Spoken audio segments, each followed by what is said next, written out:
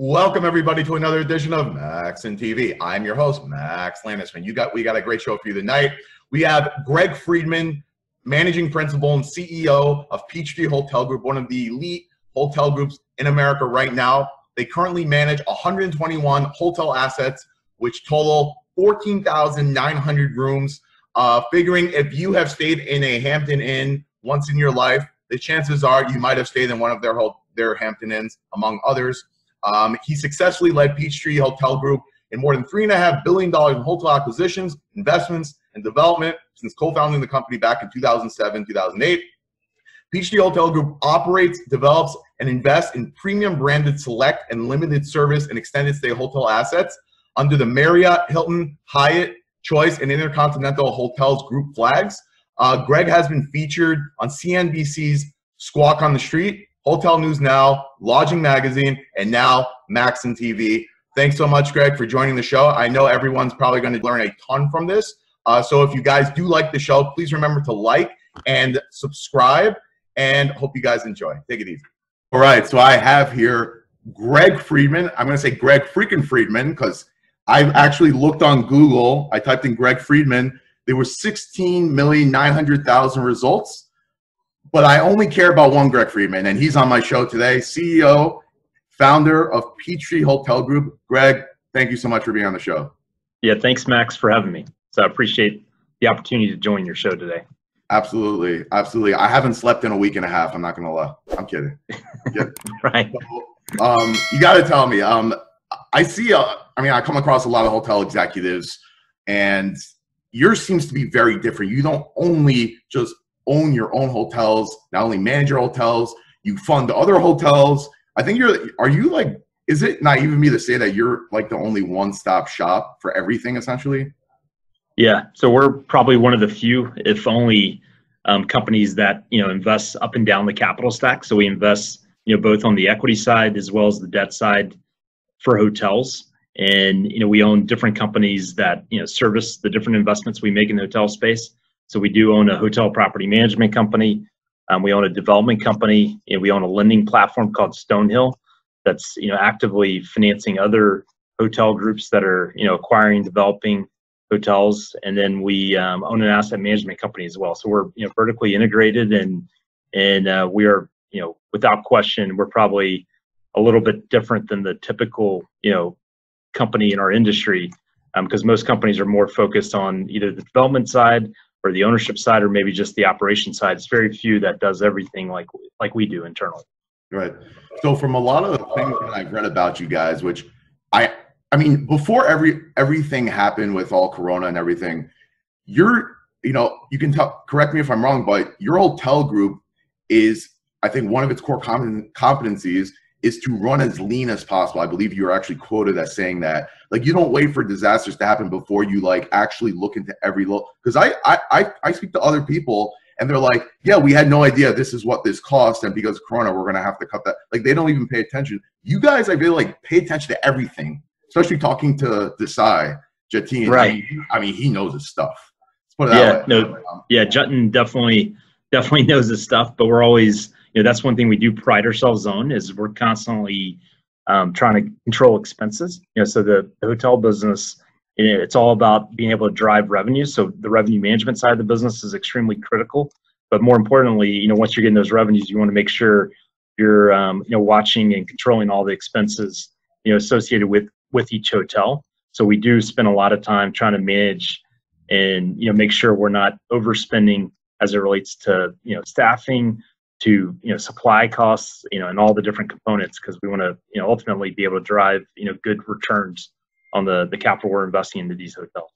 Right. I actually heard Sloan Dean, CEO of Remington. He actually mentioned that with all of this pandemic stuff happening, he says a lot of managers and management companies, typically smaller, are going to be wiped off the face of the map, and the bigger guys are going to actually benefit because they've been. I don't like to accuse anybody, but the bigger ones have been paying attention more to the owners' cash more than general. And do you feel like that's true, that this is actually going to be beneficial to you guys? Yeah, I think I think across our industry, I think you're going to see a lot of consolidation, given, this unfortunately, given this pandemic, Right. it's going to create a situation where a lot of the smaller, owners they don't have enough liquidity, to make it to the other side of this pandemic. And in some cases, you're going to see on the operational side, you're going to see a lot of these hotel property management companies, like Sloan runs a relatively large hotel property management company, and they're going to benefit from being able to potentially, buy other hotel property management companies or gain other hotel management contracts, just given some of these smaller companies are just not going to be as, financially viable to continue to survive at these low, levels from a revenue perspective. So that's going to drive a lot of this consolidation. And I think it's going to happen even on the ownership side as well. You're going to see a lot of properties, probably trade towards the end of this year, beginning of, first half of next year. I expect, you're going to start seeing a lot of, asset trades where, ownership groups are going to be forced to sell assets, just given how disruptive, COVID-19 has been to our industry. Right. One thing you actually might not know about me, I'll actually tell you two things. I started out my career actually in the note business. We used to buy non-performing notes. And number two, I actually worked in a hotel before. Oh, really? When I did, at the time, I actually, it was in the summer, honestly, didn't need I wasn't working. I was bored. And a couple of things I never had the experience of doing was to wait tables. I was never a waiter. And I always wanted to work in a hotel. So what did I do? I saw there was a sign outside of a hotel. I'll tell you later privately where it was or who it was. Right. But said, we're hiring. So I'm like, great. I walked inside, asked the guy behind the desk. I'm like, it says you guys are hiring. Is that true? He's like, yeah. He's like, what are you looking for? I'm like, whatever pays the most, Right.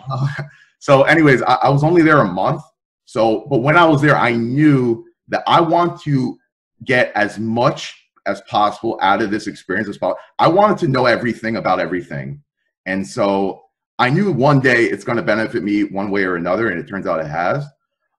So one thing that's very interesting, actually, that the way you started Peachtree was through, I think, the '08 crisis, right? Like everything was a fire sale, and you and how do you pronounce his name? Patel?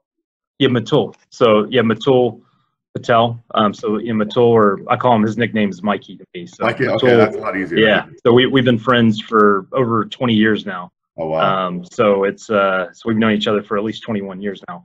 But Matul and I both started Peachtree going back about 13 years ago. So going back in 2007. So it was right before the last downturn. So it was actually May of 2007.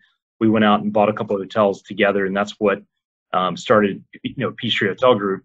And so we picked the absolute right timing for the last time period, because that was the peak of the last cycle. And fortunately we continued to buy hotels, and we were able to benefit from the last downturn, because in 2000, going back to 2009, 2010, 11, and 12, we bought a lot of non-performing notes. So we were very big on the debt buying side. So we bought over 40 first mortgage loans secured by different hotel assets. Really? We bought about a dozen non-hotel loans as well. So we've always been very much focused on trying to buy distressed assets and buying distressed debt, especially. And just my background before starting Peachtree, I spent 10 years in banking where I specialized in hotels. So I've always had a high comfort level with buying debt. Yeah, no, 100%. I know people that started today, they're really big businesses because they started at the moment with non-performing. Do you feel like that really propelled you to where you are today, like the note buying and everything? Because everything was like pennies, Yeah. I think, financially, it definitely, we did extremely well with the notes that we bought, back in the last downturn. We've done, extremely well in the hotels that we acquired as well. So, along that time, we continued to buy hotel properties. We even developed hotel properties from the ground up that we've done, extremely well with on those investments. And so I think but I do think the note buying side was a big driver that allowed us to get into more assets, because we had that comfort level and had that ability and knowledge on how to, because buying notes is totally different than buying real estate, because there's a lot more to it, because you're not when you buy that debt piece, you're really You're not in the situation where you're going to own the property. You're going to have to, a lot of cases, like 90% of the loans we bought in the last downturn, again, these were all non-performing notes, but we were able to go in, restructure, keep the borrower in place. So we didn't even go through the foreclosure process when we could have. We ended up just restructuring, keeping the borrower in place. And we were able to create a win-win situation where we got paid off, through the borrower. And it was accretive to our, investment into that asset. Wow, that's actually, just say that that's very nice of you. The company that I was working for, like their whole thing was foreclosure. Like my boss, like the second he heard lawsuit, like he smiled. It's kind of weird. Like he actually told this to me. Like he loved litigation, all that stuff. I don't know why I'm always surrounded by that stuff. It's really annoying. But whatever. But which company was that, or can you tell me? FIA Capital Partners. Okay. They're actually very big in New York. They're very prevalent in New York. If there was a deal anywhere between $1 million and $100 million in New York, his name is there. Like it just gotcha. That's yeah. We once had like a meeting or something. We were meeting with somebody else, and he ended up starting to work for the guy's name is David Goldwasser, is the principal. And I asked him, like, how do you guys know? He's like, well, I'm really good at research, and I was researching all these non-performing notes, and I keep seeing the same name all the time. David Goldwasser, David Goldwasser, David Goldwasser. Right. Guy. And that's how it kind of happened. But yeah, it's FIA Capital Partners. So that was an experience for itself. So when you started the company, again, it was on a downturn, and with this, it was actually very interesting. I'm not going to call you a prophet or anything, but I believe you mentioned in, I think, April of 2019 that you're like, we're at the top of the cycle. It start to not leverage as much. We're going to lower our leverage. We're going to lower our debt load, et cetera, et cetera.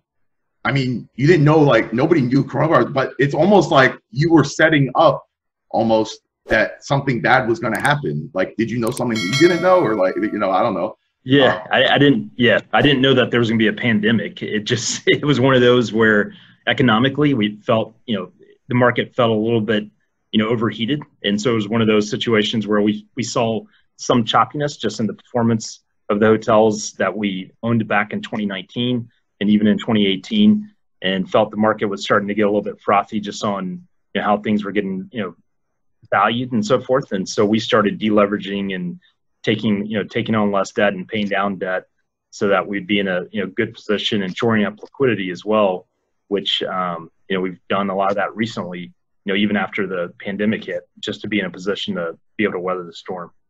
Right, because I mean, you were during, I don't know how much construction you're doing. I know that you were during construction, and you're obviously in a growth stage. Like, I don't know if you actually looked at this, but I did. I actually looked at the numbers.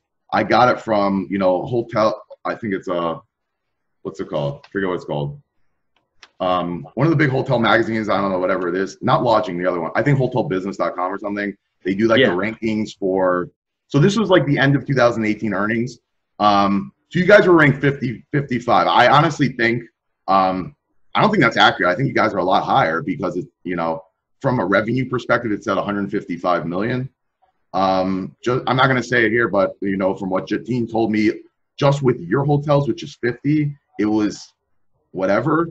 So you guys managed 70. So I would expect that number to be hot. No, is that like a fair? Yeah. So we have our 50 plus that we own and operate, and then we've got another 70, close to 75 assets where we don't operate those assets. So we're just either, we're investing in those assets as like a preferred equity investment. In some cases, we did JV equity where there's another group operating some of those assets. But in a lot of the cases, we're just like a first mortgage lender on those properties. So we have the first mortgage note. And so we're not responsible for the operation side. We're just clipping, effectively, we're just clipping a coupon, each month when they make their mortgage payment. So. Right.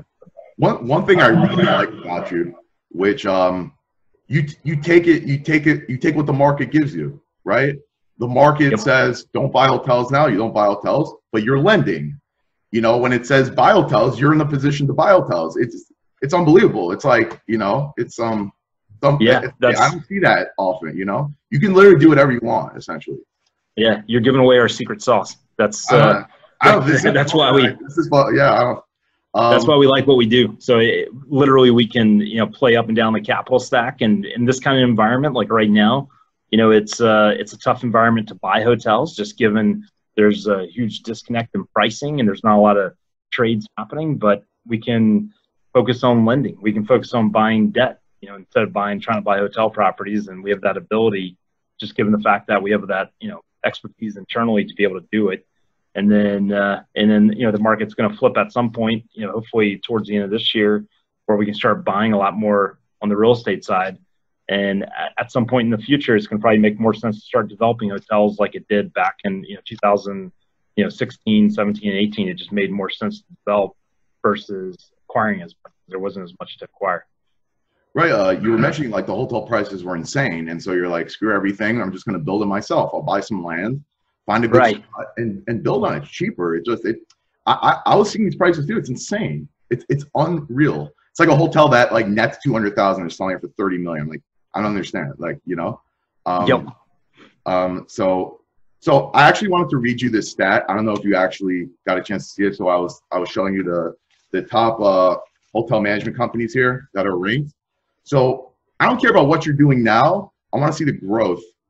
You came out to be top 5 in terms of revenue, in terms of growth revenue year over year from 17 to 18. You were ranked 5th out of 78. That's insane. That's insane. Yeah, that is insane. I didn't realize that actually. Growth revenue. Like, I don't know if anybody else sees it. I see it. I feel like I'm talking to a potential top 10, 15 hotel management company, and that's just in the near future. I mean, Ambridge, they do $5 billion. That's insane, but it might be hard to catch them really quick. But I mean, I'm looking at the numbers. Numbers don't lie. You guys are a little more aggressive, maybe. I don't know. But you guys are going like this, like straight up. Some people are going like this. Some people are going like, you guys are going like shot up. So, number one, bravo to you guys. Yeah, thank you. What are you doing that's powering this growth? Yeah, it's more, like you said before, it's more sort of taking what the market gives you. So, we're constantly, we're opportunistic. So we're always looking for new opportunities on the investment side. And we, had a really, because again, we don't do a lot of third-party management where we operate hotels for other ownership groups. We're operating hotels for the assets that we own internally. So it's not us growing through, acquisitions of management contracts. It's us growing through either developing hotels from the ground up that are opening, or us acquiring assets, or even operating more effectively the assets that we have, internally.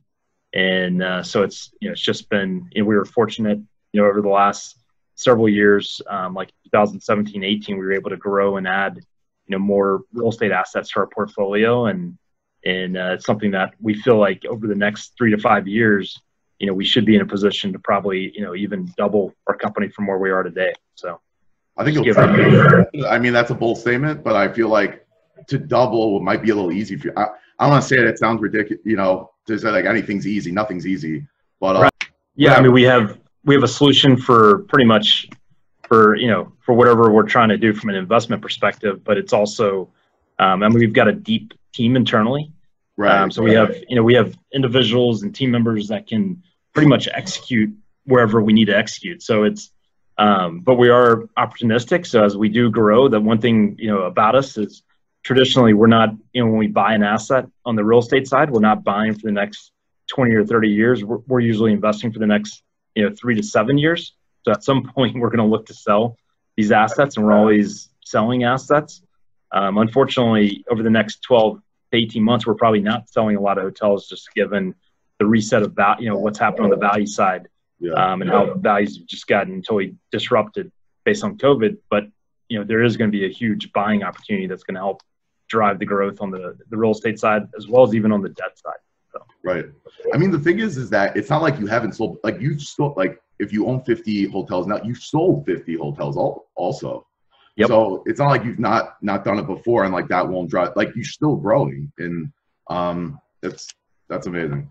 One thing I was gonna say is that, so you talked about the payment protection program stuff, and yep. You got something great, but like it's 1/10 of what you need. Like everybody got like 1/10 of what you need. Right. If you were sitting in Congress, like you actually have the power. Nobody debates what you say. What would, like, on a realistic perspective, I don't know if you can they are just printing cash, but like, how would you really, like, realistically do it to make sense to everybody? Yeah. So, I mean, I think from a standpoint of just the payroll protection program, I think one mistake they made is they just gave it pretty much to every business, right? As long as they had certain qualifications, but pretty much most small businesses qualified for it. If they had disruption, based on COVID, or had no disruption, they still received, these forgivable, potentially forgivable loans depending on what was spent on. Harvard got $10 million. What does Harvard need it for? They have a $40 billion trust or whatever it is. Oh, come on, it's like insane. Yeah. And so money was sort of just thrown around to a certain degree. There was not a lot of discipline, and although it was a great program, very appreciative of what Congress and what the president did for us. I think it's something that helped. That liquidity, it just helps the system and helps the recovery. But with it all being said, if I had the the ability to sort of set the program, and hopefully there'll be a round 2 of the payroll protection program, especially for a lot of my good friends in the hospitality business, because they need it.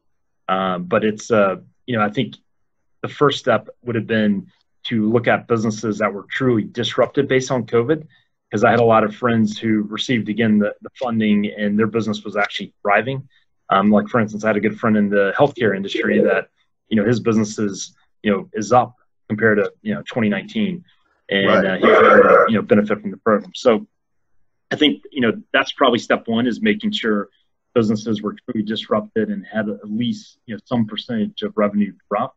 And, maybe it's a minimum of 25%. I think if you look at round 2, they're proposing that it's going to be more targeted towards businesses with at least, I think, 50% disruption in revenues, depending, assuming that legislation gets passed.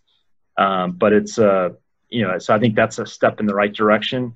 I think I think some of the other components is, instead of, we've thrown so much money towards the unemployment insurance, which I do agree, it's not, we should do something to try to help, protect everyone, but I think it should be done through these. I mean, again, we're giving these payroll protection dollars so that, companies like myself go back and hire all their, employees, and you're almost better off giving us the dollars, that we're spending elsewhere, and letting us use those dollars to be able to, staff back up, so that we eliminate a lot of this unemployment. Because one of the challenges we are having, across our industry today is actually getting people to come back and work. Because in a lot of cases, they can make more money on unemployment than what they're making, working with us.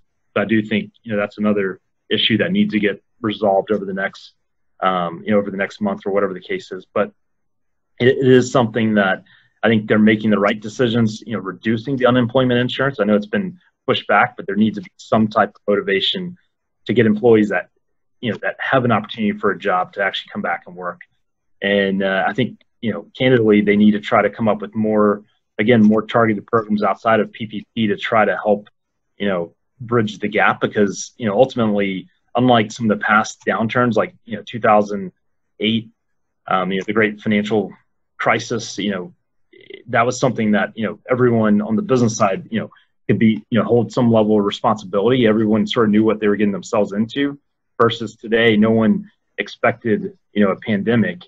And, when there's, when government has mandated these lockdowns and has actually, just totally destroyed, the ability for people to travel and stay at hotels, there needs to be some level of, some level of liquidity that's, in the form of grants or tax credits or something to help offset those losses. Because, someone that owns a hotel, they didn't, again, they didn't create this, and they can't, manufacture demand when no one's, in most cases, most businesses can't travel today because there's a restriction.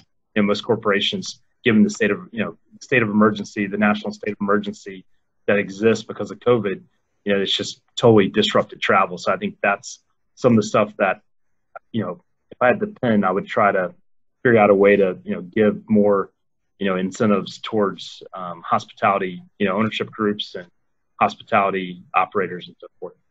Well, I think hospitality ownership groups got hit the hardest, like even worse than restaurants. Like, it was, I mean, there's no question hospitality is the worst hit, right? I mean, I think you would probably agree. It was. Yeah, we're sorry. definitely the tip of the sword. Yeah. So. Yeah. You mentioned your friend in healthcare. I mean, it's very fascinating to me. I understand, obviously, health. My brother works for a very, very large nursing home called Centers Healthcare. They, I think, operate probably 50, something like that. They're one of the bigger ones. So they obviously got a lot more business, quote unquote. But in terms of like bottom line profit, I think they're losing because, let's say a person typically would make, let's say someone would typically make, let's say $15 an hour, right? During COVID, it's more like 40 an hour, because they would like jack up the prices. So your friend is making, like, actually making money, or like it just, like, how does that? So he's in the medical supply business. Oh, so he actually was selling, God. so he's like selling masks and stuff like that. So his business is thriving, because everybody's trying to figure out how to buy more masks and sanitizing type equipment and so forth.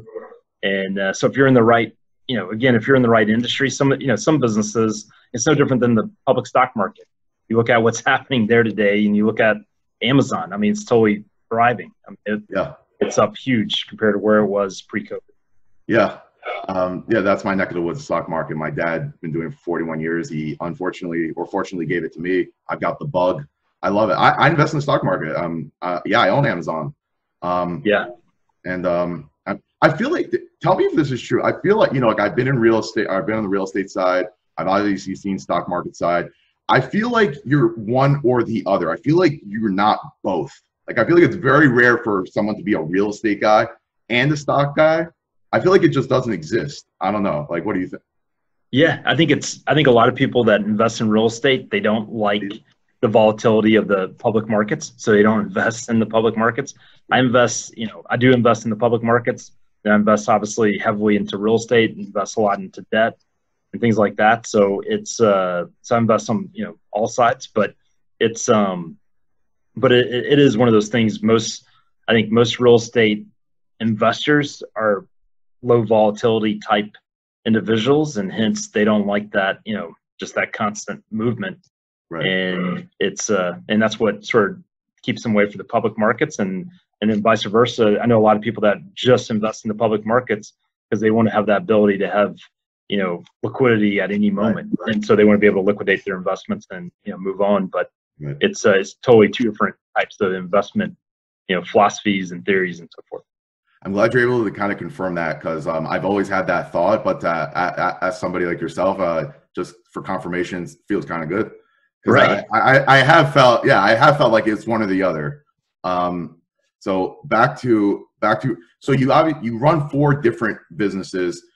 I feel like you've mentioned before, I believe, that you don't intertwine Stonehill and your own financing for your own stuff, for your own hotels. I'm like, what exactly is like the conflict of interest? For example, Microsoft, there's a lot of rumors that Microsoft is going to buy TikTok, right? Yep. Everyone thinks that it's really for the social network, whatever. A lot of industry experts are saying it's not about that at all. They don't care about that. They're trying to compete with Amazon Web Services. And if they were to buy TikTok, TikTok would automatically become their #1 customer. So it's to prove to everyone else that I think Microsoft Azure or something, that they can handle such a large customer, and you don't have to just go to AWS. #1, I don't understand why Microsoft has to prove anything to anybody. They're freaking Microsoft. I mean, you had me at the door. But they're buying TikTok, and then TikTok will be a customer of Microsoft. So in this sense, like Stonehill, like give me a little bit of a background of that. Why you think it's like I don't know, conflict. It's a conflict. Yeah, no, it's a great question. So it's one of those situations where we can't, if we're making a loan, usually when we make these loans, we partner, on the Stonehill side, we usually will originate a first mortgage loan, and it'll be a, $20 million, $30 million first mortgage loan, and we'll retain the B tranche of that first mortgage loan, and we'll syndicate out the A tranche to like a regional bank or a community bank or a life company or so forth. But we're holding the B tranche, and so we're in that subordinate piece. We control the loan, but it just becomes a conflict of interest for the equity in the project itself and the borrower, because it's not like we're going to go foreclose on ourselves, right? So it becomes one of those issues where it just becomes really tough to be a lender to yourself where you're the equity. And hence we just don't finance ourselves on the projects that we're that we're developing or acquiring. We always use regional banks, community banks, some of the national banks, finance us on the on the equity investments that we make. Right. It's actually very interesting. I understand your grandfather runs PMC Capital, no? Yeah, but so my grandfather actually started PMC Capital. He's unfortunately passed away, like going back 12 years. Yeah, no worries. He passed away about 13 years ago. So I was very close with him, but he was originally started PMC Capital back in the originally it was called ProMed Capital. So he started back in the late 70s, early 80s, and he had received a SBA license. So he got one of the non-bank SBA licenses and started out financing medical practices because he was an optometrist by trade, although he did own some hotel properties. So he was a hotelier as well as an optometrist, which made for a sort of a strange mix. But he owned he owned all these optometry practices as well as hotel properties. He owned movie theaters. He owned all sorts of different businesses. Wow. But he ended up growing ProMed Capital to a point where he sort of outgrew the ability to keep on financing these medical practices. So he moved into financing hotels and renamed the company in the mid 80s, changed it from ProMed Capital to PMC Capital, and then they continued to grow the company and ended up my uncles and my mom actually worked in the business for many years, and they ended up selling the business off to another company called CIM, ended up buying it. Wow. Supposedly, your grandfather had a lot to do with helping Asian Americans get into the hotel business. It sounds like, honestly, if it wasn't for him, like Asian Americans would not be owning hotels. I don't know. Is that, I wouldn't say it was because of him that it happened. I think he helped, I would say, expedite, because he was providing a lot of the capital, early on, through these different SBA programs. He was financing a lot of the original hotels that a lot of Asian Americans, as they came into the industry, because back in the 80s there was like very little debt capital available for hotel acquisition financing, and they financed mostly these limited service type hotels, and so he was a big source of capital for it. So I wouldn't say that they wouldn't have gotten there, because they were already going in that direction. The Asian American community was already very active in the hotel space, but he helped sort of expedite that process. It was like more hotels. It was like them specifically, they had a hard time getting loans, or in general, like it's just very difficult? It was very difficult back in that time period for anyone back in the 80s, but more importantly, even the Asian American community. I think it was they didn't have as many deep banking relationships with the different they didn't have that, because most banks are really, especially back in the 80s, they were very relationship driven, no differently than today, where you need to have deposits. In a lot of cases, these community banks that were financing hotels back then, it was you had to have a 20-year history with them, and a lot of the Asian Americans coming over, they were immigrating over to the U.S. and didn't have the relationships or the history. And PMC was willing to establish lending relationships without having years and years of personal depository type relationships and so forth. Yeah. By the way, I did see an article from a lodging magazine that was talking about you growing up. You apparently were doing hotel spreadsheets when you were like 7 years old or something. Right. I don't know if I was doing spreadsheets, but back then we didn't have the. I guess we had computers, but it wasn't as robust as it is today. I think this is the funniest thing. Like, you were getting into the hotel business even as a kid. Grew up, it seems like you were kind of like leaning towards the hotel business, but you have a bachelor's degree from University of Texas in biology.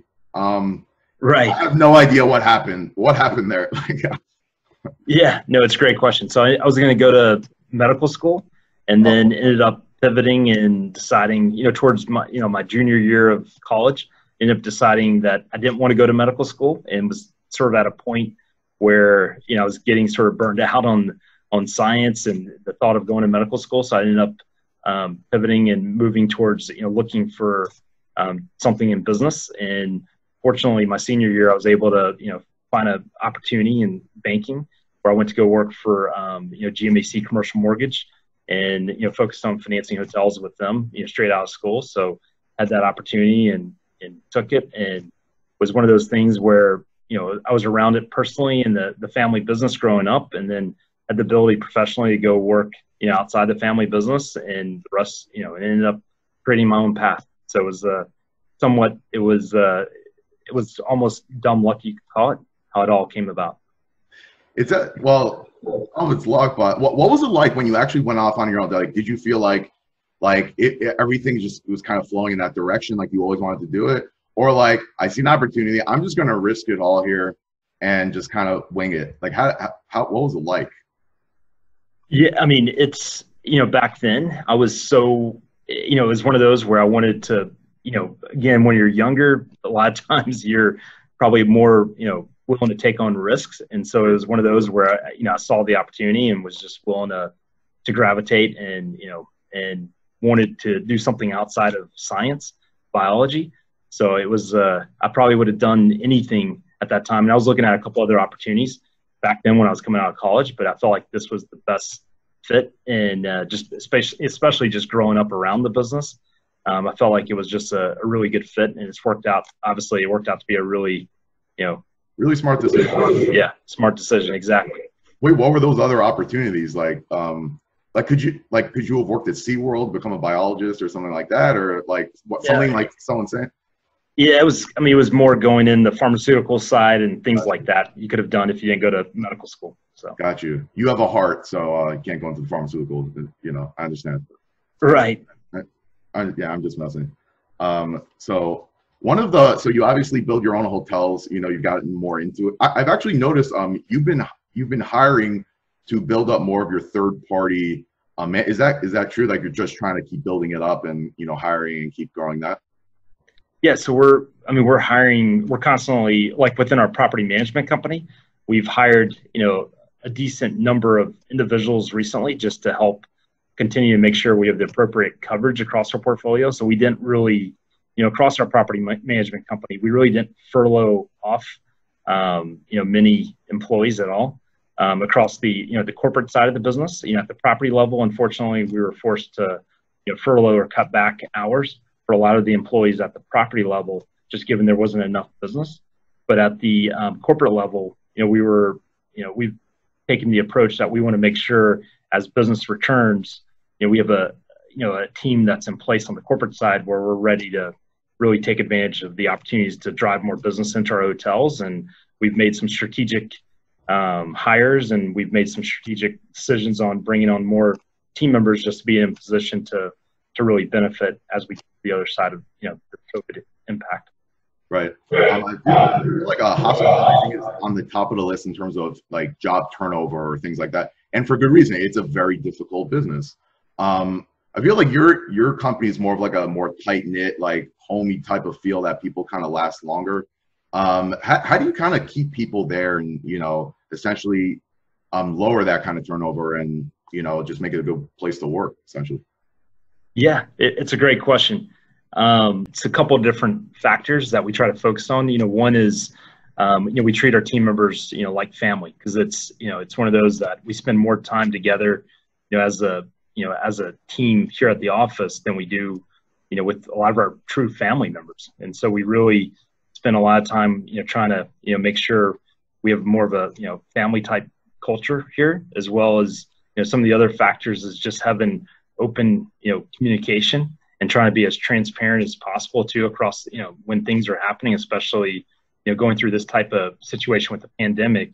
We're constantly communicating with the team, giving updates on what's happening corporately, what's happening, within the industry, what our, investment strategy is, what's happening financially at the corporate level. We just want to be as transparent and allow, questions that team members have, like for instance, my door is always open.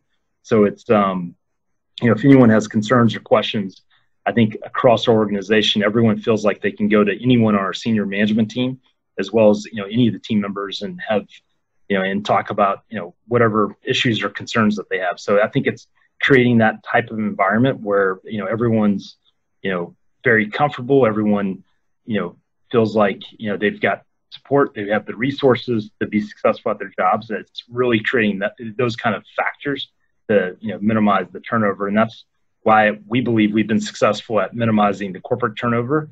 Unfortunately, at the property level, we all experience, within our industry, you do experience a fair amount of, and from your, I guess, from your 1 month, was it, on the hospitality?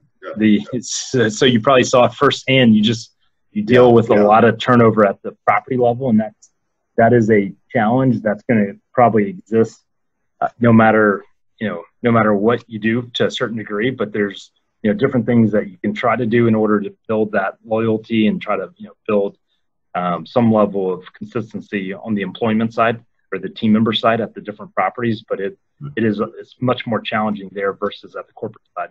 Right. Even though I've only been there for a month, I feel like I could write an entire book on it. The amount of stuff I've seen that go on. Right. One thing I will say, it was clean. The place was a clean place, so they kept it clean. But in terms of like, I'll go into that another time. I don't want to get that on camera. There's a lot there. There's behind the scenes. I mean, I'm sure you've seen it all. I've seen. There's tons of great stories out of these hotels. Hotels and restaurants. There's always good stories about what's happening behind the scenes, right? There we go. Anything you could share, or that's I'd probably save it for another time. So maybe next time I see you, we're having a drink together, I'll tell you some stories. Right, there we go. I was in Atlanta once. I actually liked it a lot. I went as a kid. Apparently that was only a year ago. So yeah. Right. I'm just nothing. So anyways, the hotel, like the restaurant business is brutal, right? There's only one worse, hotels, right? So at the end of the day, you're running an operation that's like, how? Like, I mean, it's so, like, especially when you're getting this big, certain, in terms of like the personal type of, and you seem to be keeping it, like how does that, Like, how do you keep it personalized, or how do you keep, or what's your question, I guess? Sorry. So when you get so many hotel properties, right, you're going to get a lot of managers, you're going to get so many more employees. How do you keep it that you actually know what's going on in each property? Like, especially like companies that are really big, they don't actually know what's going on. Like, Yeah. And I know, so it's one of those, it's a great question. So we constantly, because you don't want to be in meetings all day, because, I could easily be in a meeting pretty much every hour on the hour and trying to figure out exactly what's happening across the board. And you can't, to be like at our size and trying to scale up our company, you can't be in a scalable type organization and really be effective by micromanaging every, little situation that's occurring. But what we do is we constantly have like these, every 2 weeks we have asset management meetings where we go through all the assets, and usually they'll last a couple of hours where I can hear about, what's happening with each investment. And then, during the week, I'm constantly getting, anytime there's complaints or anytime that there's issues that occur at different properties, like if there's a property that ends up catching on fire for some reason, or, rooms are, put out of order for different reasons, I get notified, and we have, that information flows across the organization to, beyond myself, to a lot of other, team members that need to know what's happening to keep everyone on the same page. And so, ultimately, although if there is an issue happening at a property, assuming it's a pretty material issue, then I will definitely know about it. And then, I find out about the smaller issues, when it starts to, become more of a impact to the performance of the hotel. Right. One thing I did notice, I'm not, actually seeing the actual management of it, but again, that's why you hire certain people, because they don't have to tell you, you just like take care of it, right? And you have confidence in them to take care of it, right? Yeah, well, that's exactly right. You got to trust, and that's going back to your, other part about, sort of managing and mitigating turnover, is you really got to trust your team. And I think, if you ask, the different team members here, like at our corporate office, and hopefully even the team members at our property level, I think they would all say that, there's a huge amount of trust that, that everyone has amongst each other. And I'm a big believer. You got to trust each other and trust everyone has good intentions and everyone's doing everything that they can. And when you start to not have that trust, that's where, a lot of times I see companies sort of fall apart because they're not trusting the different team members, and they're all of a sudden they're trying to micromanage processes, or they're trying to duplicate what's happening. And it just, it becomes very inefficient extremely quickly. Yeah. Companies don't grow the way you're growing without that especially communication level and that trust level. It just doesn't. At the end of the day, the bottom line is you're not going to see the numbers grow if you can't communicate with each other. So you guys are growing 35% revenue. It's insane. That's incredible. One thing I did notice is that a lot of your hotel properties are limited service, right? Yep. A lot of them are limited and select service hotels. Right. Yep. So the hotel that I did work at, they were full service. That, to me, it was a 3-star hotel. They thought they were a 4-star hotel, which I think is a problem in and of itself. They had people in there that, I'll tell you later. This hotel was like in the middle of nowhere, and it's nothing special. But you had people in there like are notable people, like business people, celebrity type people. I'm like, what are they doing here? And like they were staying at this hotel, and they simply they were losing a ton of money on the food, especially. Is food across the board always like you're going to lose money on food regardless? You're not always going to lose money, but it's a very tough business. I would say you have a higher degree of losing money than making money with the food business. Right. If you've got more of the beverage side, that's where a lot of times you can make it back up. But it's one of those where we try to focus on hotels that have less than 20% of their revenues coming from the F&B side. So we usually want hotels where, again, at least 75 to 80% of the revenues are flowing from the hotel side. And hence we like these Hampton Inns, Hilton Garden Inns, Marriott ACs, because usually you find that, those hotels, you're really putting heads in beds versus focusing on trying to sell some type of expensive steak dinner or whatever the case is. Right. And ultimately, that's where there's a lot of times there's a lot of leakage in the F&B side of the business, and it's harder to manage that type of business effectively and as efficiently as you can on the room side. Right. It's hard enough to add food to it. You got to add a restaurant to it as well. Exactly. Hampton. I see you guys have a lot of Hampton Inns. My dad in particular is a huge Hampton Inn fan. Just to give you a little bit of a background, this is a guy that. When he originally was in New Jersey, came down to Florida, and they just stayed in one random hotel. And long story short, he asked his friend who was with him, hey, can you turn on the AC in the room? He went over to the AC and he tried turning it on. The thing fell out of the wall. The thing fell out of the window and crashed down. He said, never in my life will I ever stay in a dumpy hotel, again. So throughout his business career, if he stayed at Hilton was like nothing lower than Hilton. Like Hilton, Ritz-Carlton type.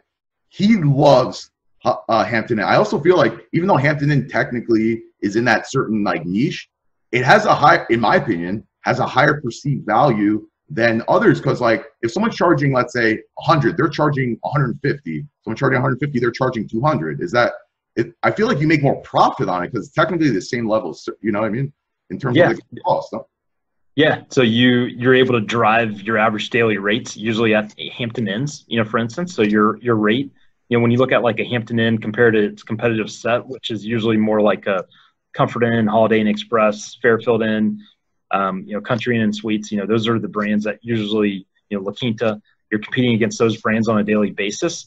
Hampton Inn has a huge following, amongst, hotel guests and consumers.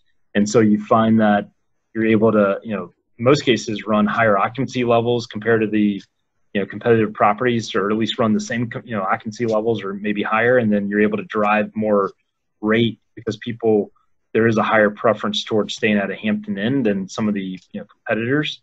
Although some of the other competitors, we own those brands as well, and they do extremely well as well.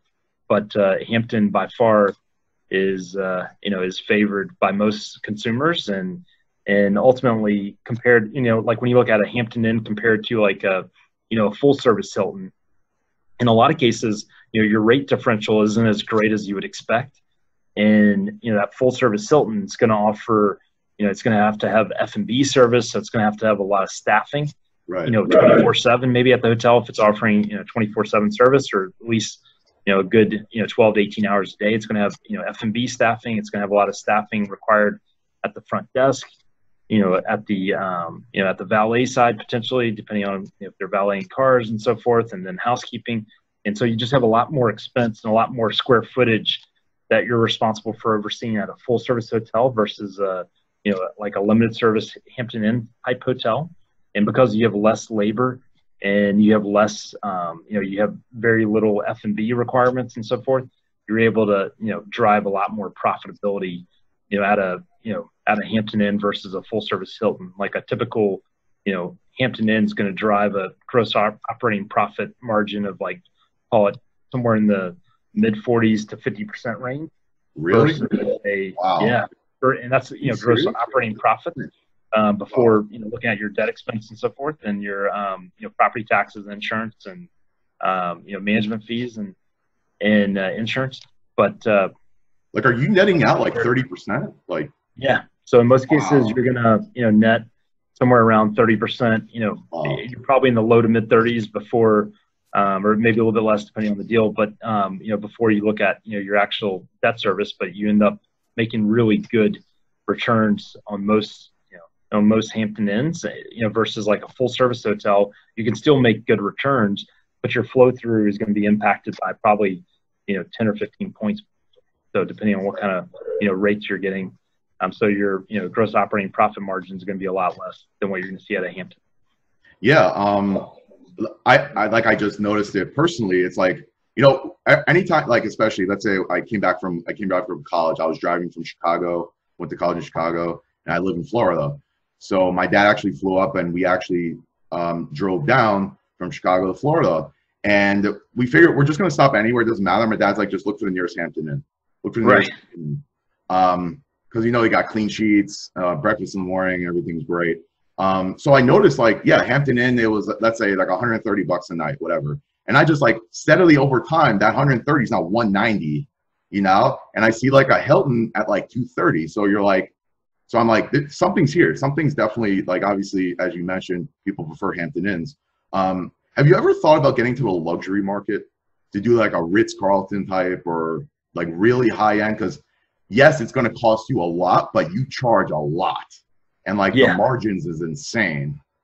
Any thought process in that, or are you just going to stick to this, Yeah, we're probably going to stick to the select service, limited service, maybe some smaller full service hotels. But it is I always say the luxury hotels, I love staying at those properties, and you can make a lot of money. Usually the group that makes all the money is the second or third owner of those properties, because it costs a lot of money to build those assets to begin with, or develop those assets. And then the other factor, I always say, it's like when you look at owning a Hampton Inn, everyone's focused on IRR, from a standpoint of their returns, or they're, focused on cash flows and so forth. Whereas when you're owning a Ritz-Carlton, I always call it an ROE, return on the ego, because it's all about that. Yeah. So it doesn't, a lot of times it doesn't make as much financial sense as you would expect. Right. But usually those assets trade at super low cap rates compared to, what you'll see on the select service hotels. For sure. Which is sort of going back to that, ego side of the business. Yeah. No, 100%. I feel like if you're going to do luxury, then you probably have to just build it yourself, right? There's just no other way. Too expensive. Yeah.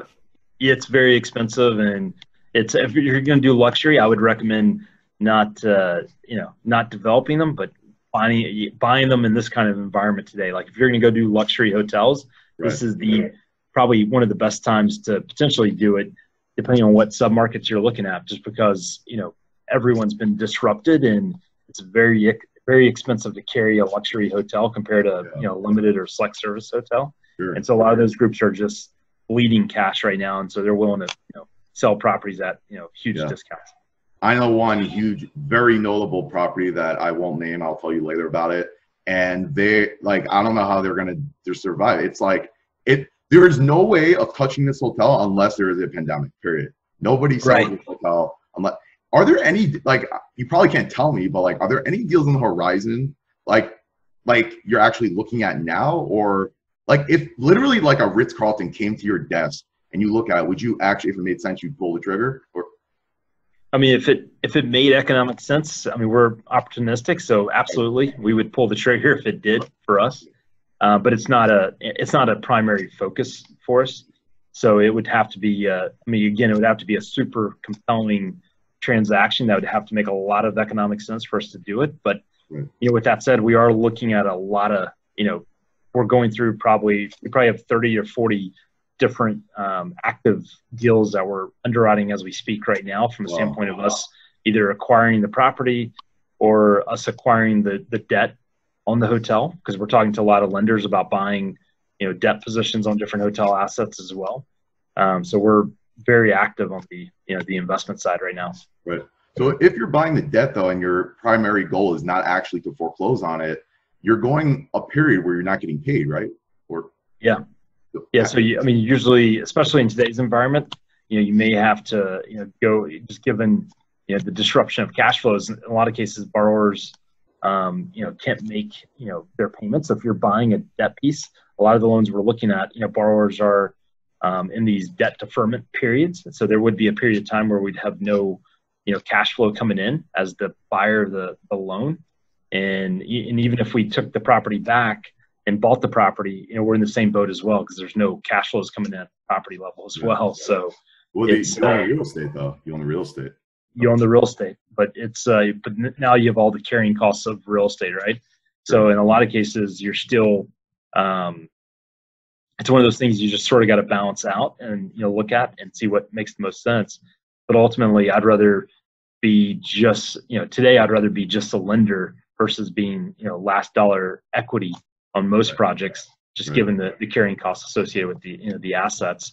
But at some point in the near future, you know, cash flows are going to return, and we're starting to see in a lot of markets, you know, we've seen over the last, you know, 60 days a tick up of occupancy, although it's starting to stabilize out across our portfolio. At least, you know, we're running about 50% occupancy. So we are running, you know, at an occupancy level that covers, you know, it covers all of the operating costs and covers a decent amount of the, you know, interest carry for a lot of the deals that we're invested in. But when you were doing CNBC, you were at like 15, 20%. Now you're at 50%. That's a big deal.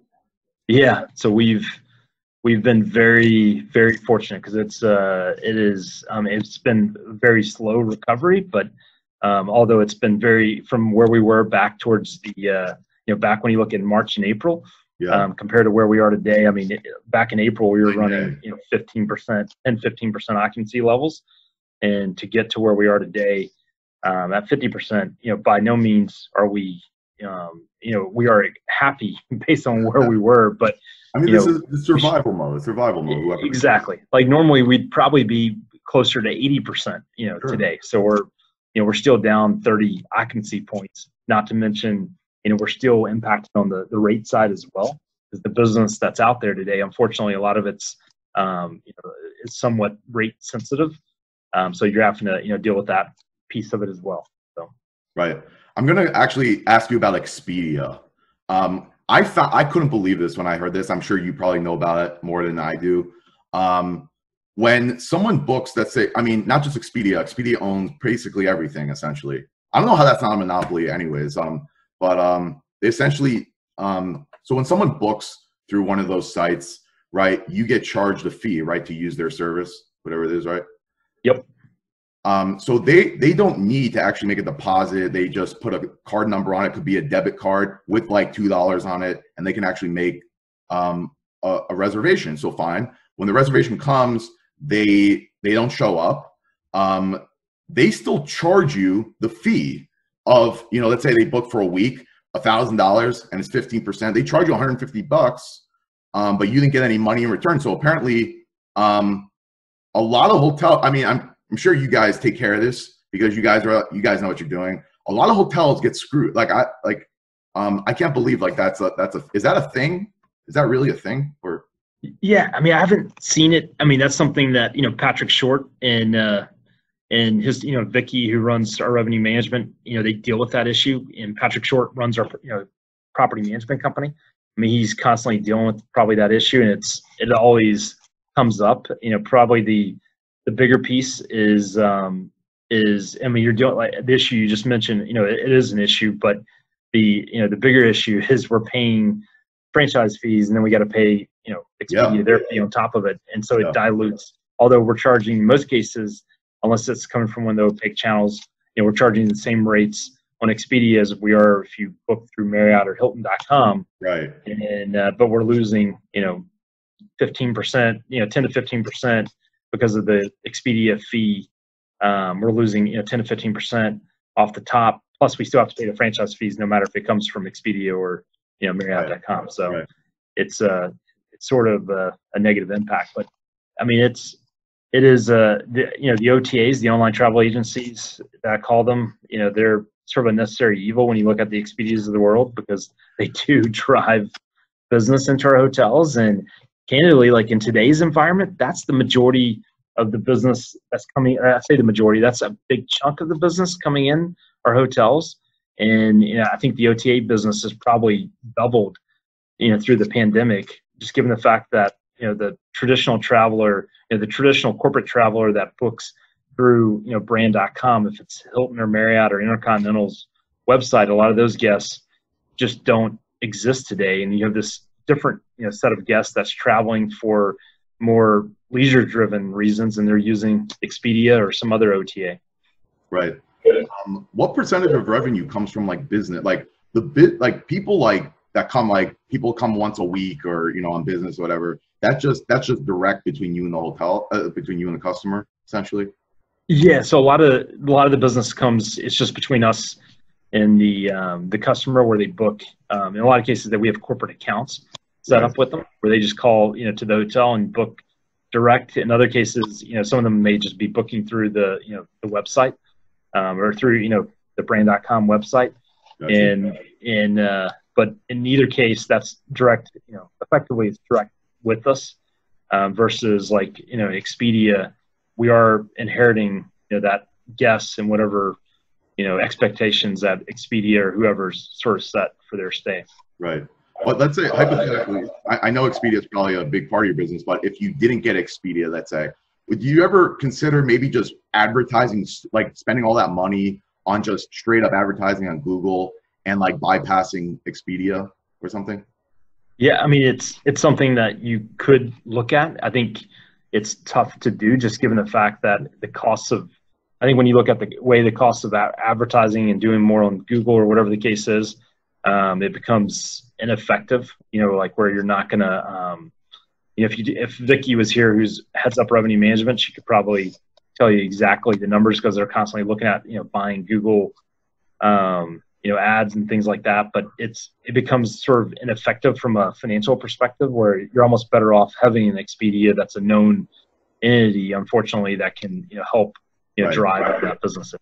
Because you're also using money that someone else gave you to pay Expedia versus actually taking it out immediately, which affects your overall equity in the business. So I guess you're right. Also, just to finish off, when you run hotel business, it's not just about the hotel business. You buy the asset, right? One thing that's very interesting is in retail, even the big guys don't buy the asset. And I've actually had this. I've been very against renting forever. Like I've actually spoken to a couple of CEOs of like publicly traded, really big brand names in retail. And, I don't understand, like, if you just bought for example, Barney's, right? Barney's in New York. They did, I kid you not, one location did $1 billion in revenue. And they left because they're like, it's not worth paying rent. They were paying $20 million a month. And then the landlord essentially is like, yeah, Barney's in New York, they're not going to go anywhere. Let's just jack up the rent to whatever we want, and they're going to stay. They jacked them up to 37 million a month. And Barney's, again, did $1 billion at one location. Can you imagine if your hotel did $1 billion and it's not worth operating? Like any business, it's not worth operating. If I don't understand it. Do you have anything to say about that? I just don't. In the hotel business, nobody rents a hotel and then operates it, right? Or maybe some people do. It's very, very rare. I mean, you see some situations where you've seen these sell-leaseback transactions. Like I think MGM did a large sell-leaseback type transaction with a lot of their assets with, I think with Blackstone, if I'm not mistaken. But in most cases, when you look at smaller select service, limited service type hotels, usually the operator, although there may be a third party operation company running the hotel for an ownership group, in most cases, the the owner of the asset is they control the operations, and they own the actual land, building, and FF&E as well. Right. I just, something I never understood. Like, and you guys also are like it is different obviously, but it's similar. It's a service centric business. But yeah, this was incredible. No, I really appreciate you being on the show. Any final thoughts you'd like to say or anything like that? By the way, which was better, being on CNBC or being on Max and TV? I already know it's a rhetorical question. I mean, yeah, no, being on Max's TV. I mean, this is it's a lot better. It's a better format too, so you get more time, and this is great. What the setup you have, and really appreciate the opportunity to be on your podcast. So this is very, very cool. So thank you for including it. We're very chilled here. We're very chilled here. But we talk business. I like that. We talking real business, but we like to be relaxed about it. Anything goes on my show. I like it. Yeah. I'm Max. I make the rules. Rule number 2 is you see rule number 1. So yeah. So again, fine. I'll give you the 4 if you want to say any final things or anything like that.